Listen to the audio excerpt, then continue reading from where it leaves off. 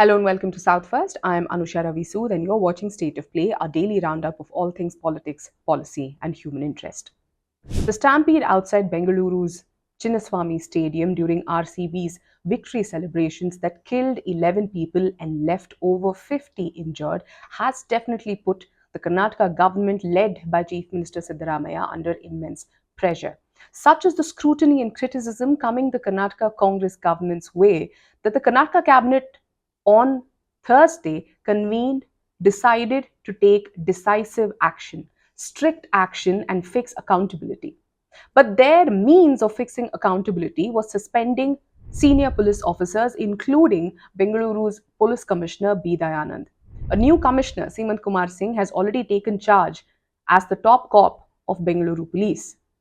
But this decision of the government of suspending officers, even as it has ordered an inquiry, even as a probe is underway to find out what exactly transpired and what lapses led to this huge tragedy, killing 11 people, the cabinet has gone ahead and placed the blame on the police, suspending officials.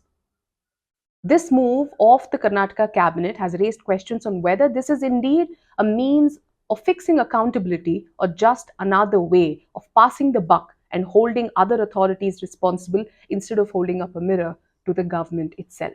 This has what has transpired since Thursday evening, when the Karnataka cabinet took a slew of decisions, including not just filing cases against the organizers of the event, DNA Entertainment, or officials of the KSCA, the Karnataka State Cricket Association, or the RCB, the Royal Challengers of Bengaluru's management, but also demanding the arrest. On Thursday evening, an FIR was also filed at the Cubbon Park police station on the organizers as well as the management of RCB and officials of the KSCA, in which the police insisted that permission was sought from them, but that permission was denied. Since then, the cabinet has decided that it is best to place these officers under suspension.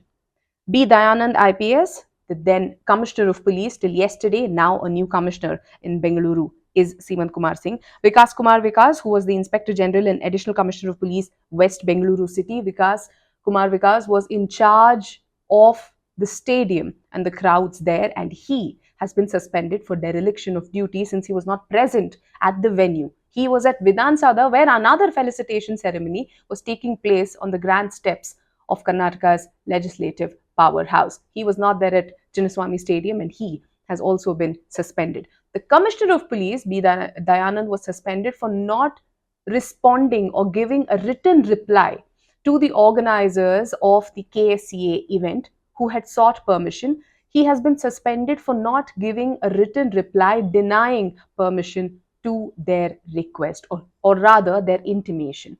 The Deputy Commissioner, the DCP of Central Division, Shekhar Tekanavar, C. Balakrishna, Assistant Commissioner of Police of Cubbon Park Zone, and A.K. Girish, Police Inspector of Cubbon Park Police Station. These are the officials that the Karnataka cabinet decided to place on suspension.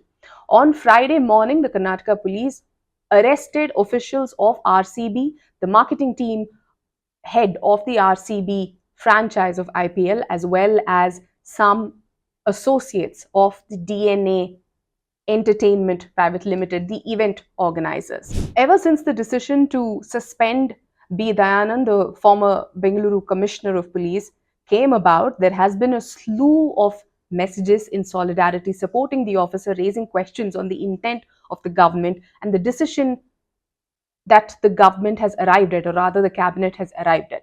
South First did a little digging of what exactly transpired in the cabinet meeting. Here is what happened on the Thursday cabinet meeting.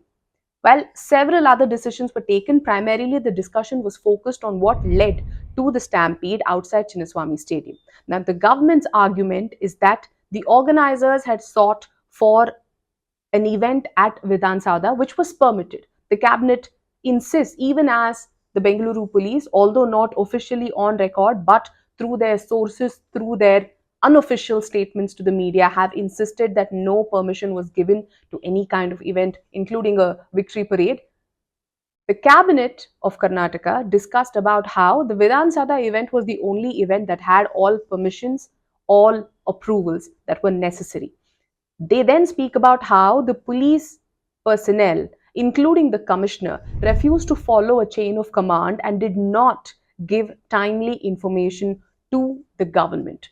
The cabinet decided that there was a breakdown of communication. The police personnel in charge of law and order and security protocols did not appraise the government that it is an impossible task to have two different events at such proximity with no time to prepare for both. Karnataka's Home Minister Dr. G. Parmeshwar presented to the cabinet a note that he read out as a statement given by the police commissioner of Bengaluru, B. Dayanand, then, in which he told the cabinet the police had denied permission, to which several ministers of the cabinet asked if there was a written, official, physical copy of withdrawing permission or denying permission.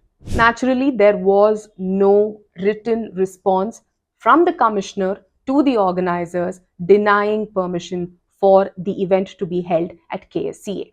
The cabinet also raised questions as to why Vikas Kumar Vikas, the additional commissioner who was in charge of the entire locality of the stadium, was at Vidhan Sabha along with dignitaries on stage when he should have ideally been stationed at the Chinnaswamy Stadium, ensuring that things were not going towards an untoward end. The cabinet held police officers, including the commissioners, entirely responsible for this tragedy on two counts. One, that the police is a professional force that is entirely in charge, that is entirely responsible for the safety and security of people and ensuring a secure, safe protocol for events to be held. Bottom line, the bandobast or security arrangements are entirely the police force's responsibility, and the police personnel had failed in executing this responsibility or carrying out this responsibility of theirs. Second, and more importantly, the cabinet held these police officers accountable for not communicating to the government clearly that a permission was not given to the KSCA event and not taking any action to stop an event that was being held without permission, as they claim they are not given any.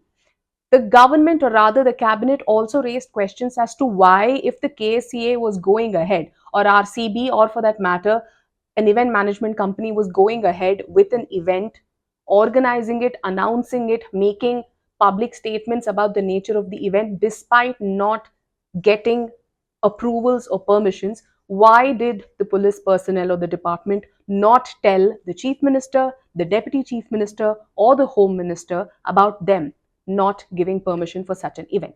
The cabinet also held the police personnel responsible for not informing in charge ministers or ministers in responsible posts in a timely manner of the tragedy that was unfolding outside the gates of Chinnaswamy Stadium. The cabinet insisted, drawing a timeline of when the event at Vidhan Sabha began to when the chaos at Chinnaswamy Stadium began, and ultimately what time the chief minister, the deputy chief minister, and the home minister ultimately received information about the chaos that was unfolding and the deaths that were reported. The cabinet drew a timeline and came to the conclusion that police officers had not informed even the chief minister that deaths had been reported outside Chinnaswamy Stadium right after the Vidhan Sabha event had concluded. In the cabinet, several ministers also raised questions about how in the past it has been a Herculean task to get permission even to hold small get-togethers, protest gatherings from the police commissioner's office or from the respective station house officers responsible for that jurisdiction. It is a Herculean task to even get permission for small little things, and the commissioner himself has on several occasions stepped in to convince ministers, MLAs, representatives of political parties to not go ahead with protests, especially when they are in power. Ministers raised question as to why a commissioner who takes so much care and concern about smaller protests failed to inform the cabinet, failed to inform the government that one, these celebrations should have been held on a different day, and two, there was not enough time to arrange for such big events on such a scale at two different venues, and three, and more importantly, that there was no permission given to the KSCA event. But what really seems to have ticked off the Karnataka cabinet is the fact that ever since the tragedy broke out and 11 people were killed in the stampede, there was consistently unnamed sources from the police department giving information to the media that no permission was given to the events, yet, under political pressure, they were forced to go along with the plans of the organizers. If you read several media reports since Wednesday, you will see a pattern of unnamed police sources insisting that permissions were not given. They had, in fact, advised the government against holding one, a parade, a victory parade, as well as multiple events at multiple venues.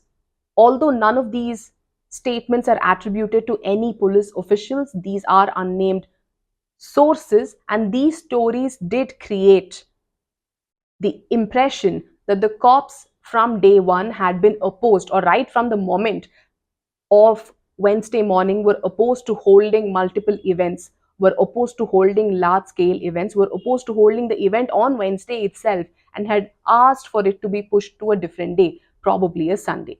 But in the cabinet, when these issues were raised, ministers asked or sought to know who from the police department were giving these statements, considering that no consultation allegedly had taken place with the government on any of these counts. This is the argument that was placed by the ministers in the cabinet meeting. But the one question that definitely remains in the Karnataka cabinet perhaps has to ponder over it is whether its decision of suspending officers, transferring officers pending investigation is something that is routine, that is expected. Ultimately, it is true that law and order is the key responsibility of the police force, and police force is expected to, one, have the intelligence reports on expected crowds, is supposed to be transparent about its ability to manage a crowd at multiple venues, or at which venues, should be in a position to professionally assess and recommend to the government, or let the government know that it is not advisable to hold events at this manner on record. The lack of all of these things being put on record has become detrimental to the police force in Bengaluru. But the Karnataka cabinet, holding the police force completely responsible, even as an investigation is yet to begin to ascertain what really led to this chaos, what really led to this tragedy, and who are the people who are calling the shots, and who are the people who are part of these security protocol meetings, now poses the threat of influencing the investigation even before it has begun. Until I come back to you with yet another episode of State of Play, do stay tuned to South First. Thank you so much for watching.